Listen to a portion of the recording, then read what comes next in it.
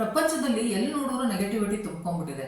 ನಾವು ಟಿವಿ ಹಾಕಿದ್ರು ನೆಗೆಟಿವಿಟಿ, ಹಂಗೆ ಹೊರಗಡೆ ಹೋದ್ರೂ ನೆಗೆಟಿವಿಟಿ, ನ್ಯೂಸ್ ಅಲ್ಲಿ ನೋಡಿದ್ರು ನೆಗೆಟಿವಿಟಿ, ಎಲ್ಲಿ ನೋಡಿದ್ರು ನೆಗೆಟಿವಿಟಿ.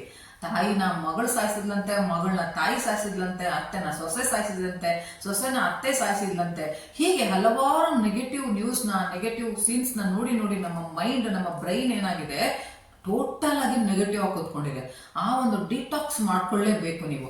ಆ ಒಂದು ಮೈಂಡ್ ಅನ್ನ ಡಿಟಾಕ್ಸ್ ಮಾಡ್ಕೊಂಡ್ರೆ ಮಾತ್ರ ನಿಮಗೆ ಯಾವಾಗಲೂ ಲಾ ಆಫ್ ಅಟ್ರಾಕ್ಷನ್ ಮತ್ತೆ ಮ್ಯಾನಿಫೆಸ್ಟೇಷನ್ ವರ್ಕ್ ಆಗೋದು.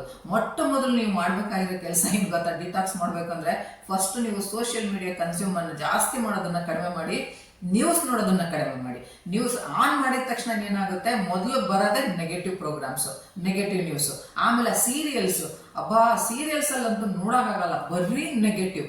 ಹೆಂಗೆ ಅದನ್ನ ಅವರು ಉತ್ಪ್ರೇಕ್ಷವಾಗಿ ಹೇಳ್ತಾ ಇದ್ದಾರೆ, ಎಷ್ಟು ಅದನ್ನ ಹೈಪ್ ಮಾಡ್ತಾ ಇದ್ದಾರೆ ನೆಗೆಟಿವಿಟಿನ ಅಂದ್ರೆ, ಈ ಚಿಕ್ಕ ಚಿಕ್ಕ ಮಕ್ಕಳು ಕೂಡ ಯೋಚನೆ ಮಾಡ್ತವೆ, ನಾನು ಅವಳಿಗೆ ಚಾಕು ಹಾಕ್ಬಿಡ್ಲಾ, ನಾನು ಇವಳಿಗೆ ಕೊಂದು ಬಿಡ್ಲಾ, ನಾನು ಅವಳಿಗೆ ಅದನ್ನ ಮಾಡ್ಬಿಡ್ಲಾ, ನಾನು ಇವಳಿಗೆ ಇದನ್ನ ಮಾಡ್ಬಿಡ್ಲಾ ಅಂತ.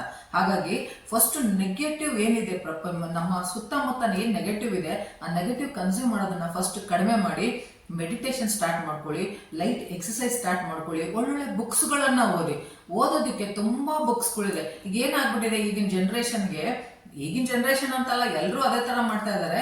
ಬುಕ್ಸ್ ಅನ್ನೋದೇ ಮರ್ತೇ ಬಿಟ್ಟಿದ್ದಾರೆ. ಬುಕ್ಸ್ನ ಓದಿದ್ರೆ ನಿಮಗೆ ಹಲವಾರು ಒಳ್ಳೊಳ್ಳೆ ಬುಕ್ಸ್ ಇದೆ. ಮೈಂಡ್ ಪ್ರೋಗ್ರಾಮಿಂಗ್ ಬಗ್ಗೆ ಇರ್ಬೋದು, ಒಳ್ಳೊಳ್ಳೆ ಥಾಟ್ಸ್ ಬಗ್ಗೆ ಇರ್ಬೋದು, ಇಲ್ಲ ಬಯೋಗ್ರಫಿಗಳು ಓದಿ. ಎಷ್ಟೋ ದೊಡ್ಡ ದೊಡ್ಡ ವ್ಯಕ್ತಿಗಳದ್ದು ಬಯೋಗ್ರಫಿಗಳು ಓದಿ ನಿಮ್ಮ ಮೈಂಡ್ನ ರೀಪ್ರೋಗ್ರಾಮಿಂಗ್ ಮಾಡ್ಕೊಳ್ಳಿ ದಯವಿಟ್ಟು. ಇದೊಂದು ಮೊದಲನೇ ಡಿಟಾಕ್ಸ್.